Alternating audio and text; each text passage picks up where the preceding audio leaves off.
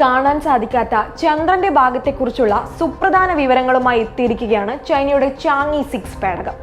ചന്ദ്രനിലെ വിദൂര വശത്തുള്ള അഗ്നിപർവ്വത സ്ഫോടനങ്ങളെക്കുറിച്ചുള്ള വിലപ്പെട്ട വിവരങ്ങളാണ് 2 മാസം നീണ്ട ചൈനീസ് ദൗത്യത്തിൽ ലഭിച്ചത്.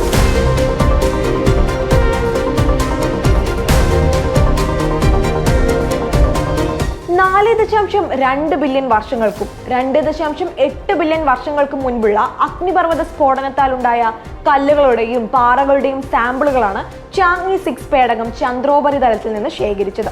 ചന്ദ്രന്റെ വിദൂരവശത്തെക്കുറിച്ചുള്ള വിവരങ്ങൾ ആദ്യമായാണ് ശാസ്ത്രലോകത്തിന് ലഭിക്കുന്നത്.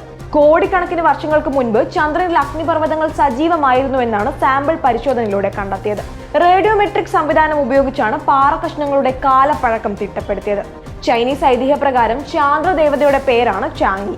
ചാങ്യി 4 ആയിരുന്നു ചന്ദ്രന്റെ വിദൂരവശത്തെക്കുറിച്ച് അറിയാനുള്ള ചൈനയുടെ മറ്റൊരു ദൗത്യം. ചന്ദ്രന്റെ വിദൂരവശത്തെക്കുറിച്ച് അറിയാൻ ചൈനയുടെ ബഹിരാകാശ ദൗത്യങ്ങൾക്ക് മാത്രമേ കഴിഞ്ഞിട്ടുള്ളൂ എന്നതും ശ്രദ്ധേയമാണ്. 27 ദിവസങ്ങളെടുത്താണ് ചന്ദ്രൻ ഒരു തവണ ഭൂമിയെ വലം വെക്കുന്നത്. വേലിയേറ്റ വേലിയിറക്കങ്ങൾ കാരണം ചന്ദ്രന്റെ ഒരു ഭാഗം മാത്രമാണ് ഭൂമിക്ക് അഭിമുഖമായി വരുന്നത്.